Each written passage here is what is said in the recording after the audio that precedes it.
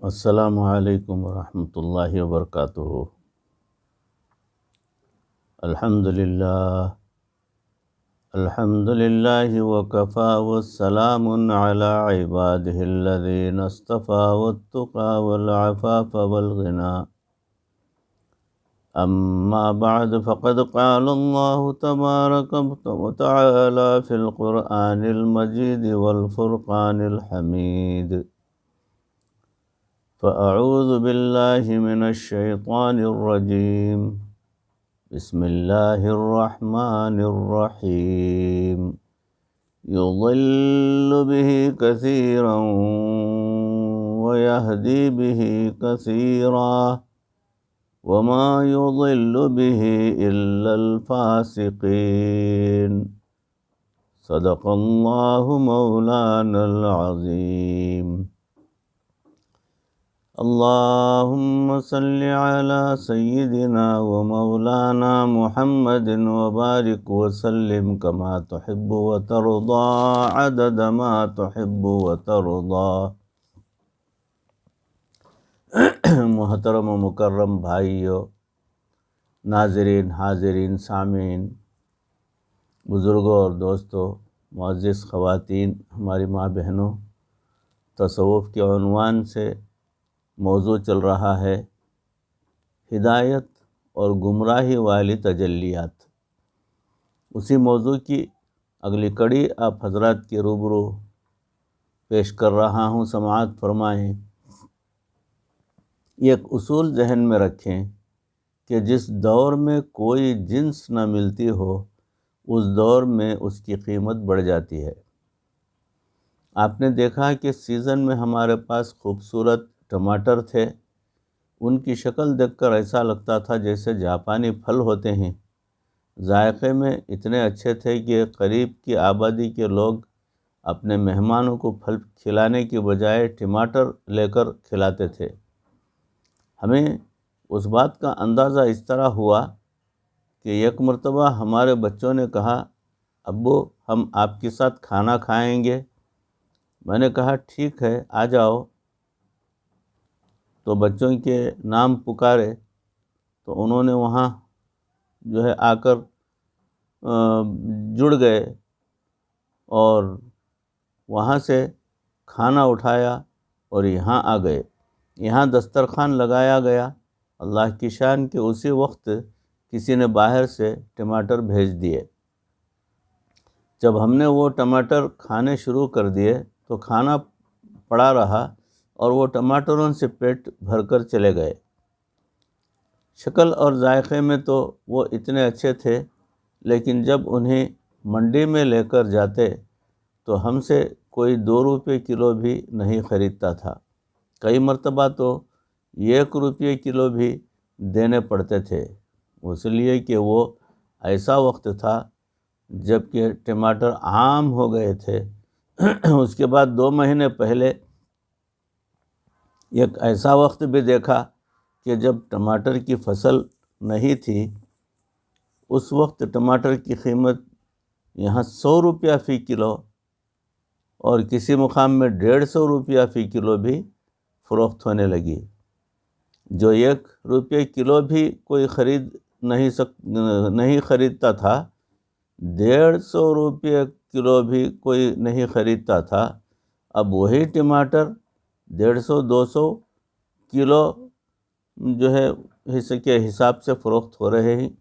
ہمارے ایک ساتھی وہاں تھے، وہ کہنے لگے کہ میں نے چاہا کہ جو ٹماٹر 150 روپے کلو بک رہے ہیں، میں ذرا ان کی شکل تو دیکھوں۔ جب میں نے شکل دیکھی تو یہ ٹماٹر تھے جن کو ہم لوگ سیزن کے اندر گڑھے میں دبا دیتے تھے، کیونکہ کوئی خریدنے والا نہیں تھا، اس لیے وہ سڑ کر جانے سے بہتر ہے کہ زمین ہی کے اندر ڈال کر دفن کر دے۔ بالکل یہی مثال ہے آج کے دور میں۔ وہ خیر والے لوگ دنیا سے چلے گئے۔ اب اس وقت جو ہم جیسا ریجیکٹڈ قسم کا مال ہے، اس کو اللہ تعالیٰ 150 روپے کلو کے حساب سے بھی قبول فرما لیں گے۔ اللہ اکبر۔ یاد رکھیں کہ جس نے بھی کلمہ پڑھا وہ جتنا بھی غافل ہے آپ اس سے نفرت نہ کریں۔ جب اللہ تعالی نفرت نہیں فرما رہے تو ہمیں بھی نفرت نہیں کرنی چاہیے۔ اللہ تعالیٰ ارشاد فرماتے ہیں، قُلْ یا عبادی، اے میرے محبوب کہہ دیجئے کہ میرے بندو، جب اللہ تعالیٰ نے اسے اپنی بندگی سے نہیں نکالا تو پھر ہم اسے کیوں نکال دیتے ہیں؟ لہٰذا ہر کلمہ گو سے محبت رکھیں، اس کی عزت اور احترام کریں۔ ٹھیک ہے کہ وہ اب غافل ہے، لیکن ہو سکتا ہے کہ اللہ تعالیٰ اسے مرنے سے پہلے توبہ کی توفیق عطا فرما دیں۔ اگر توبہ کی درخواست آپ نے قبول کرنی ہے تو پھر تو واقعی خطرہ ہے، اور جب پروردگار نے یہ درخواست قبول کرنی ہے تو پھر آپ کو کیا مصیبت ہے؟ ہمیں چاہیے کہ ایمان والوں کے درمیان میں حسن ظن رکھیں اور ان کی کوتاہیوں سے درگزر کریں۔ خامیاں سب میں ہوتی ہیں، یہ الگ بات ہے کہ کسی میں کم ہوتی ہیں اور کسی میں زیادہ۔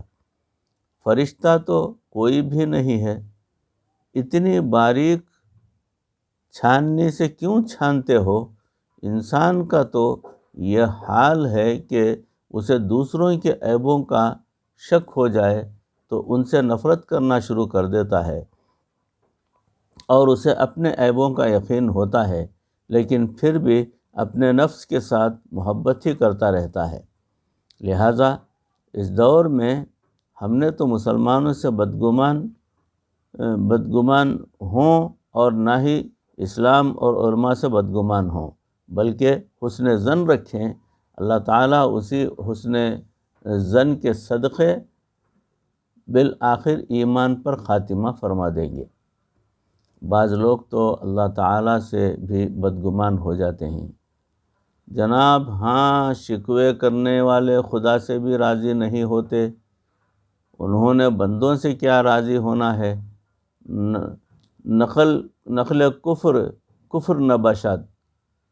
ایک آدمی مجھے کہنے لگا کہ اللہ تعالیٰ میں فیورٹزم بہت ہے۔